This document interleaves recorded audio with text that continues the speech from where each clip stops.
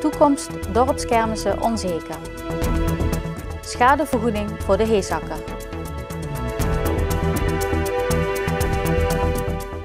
Het is vandaag 6 februari. Dit is het PLM Maasjournaal. De toekomst van de 11 dorpskermissen is nog onzeker. De gebroeders Rechter verzorgen dit jaar opnieuw de kermissen, met een optie voor 2016.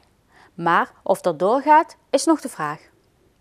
Al jaren wordt er in 11 dorpen van de gemeente Venray een dorpskermis georganiseerd. Deze kermissen worden verzorgd door de gebroeders Rechter, die alle dorpskermissen in één pakket aanbesteed hebben gekregen. Maar vanwege teruglopende bezoekersaantallen, voornamelijk in de kleinere dorpen, kampen de dorpskermissen met problemen.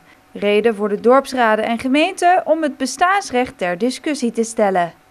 En de vraag is of inderdaad de kermis op dit huidige wijze, of dat nog voldoet aan de wensen van de mensen.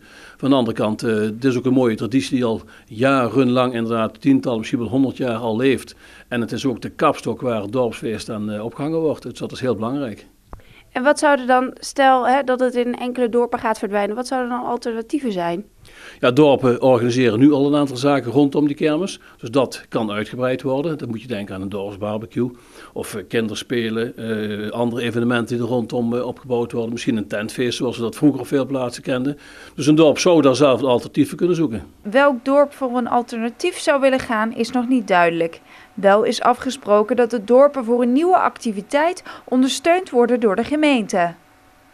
De afspraak is als dorpen hun eigen feestje gaan bouwen, dat dan de gemeente een bijdrage doet zoals andere dorpen dat in de vorm van de kermis krijgen. En dus een bijdrage gaat leveren aan het dorpsfeest.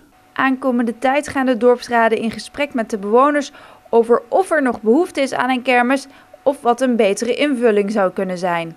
Dit jaar is er nog in alle 11 dorpen een kermis. Sportstichting De Heesakker krijgt een schadevergoeding van €100.000 voor het afblazen van de bouw van een sporthal op het sportpark in Oorlo. Hierover is een akkoord bereikt met de gemeente.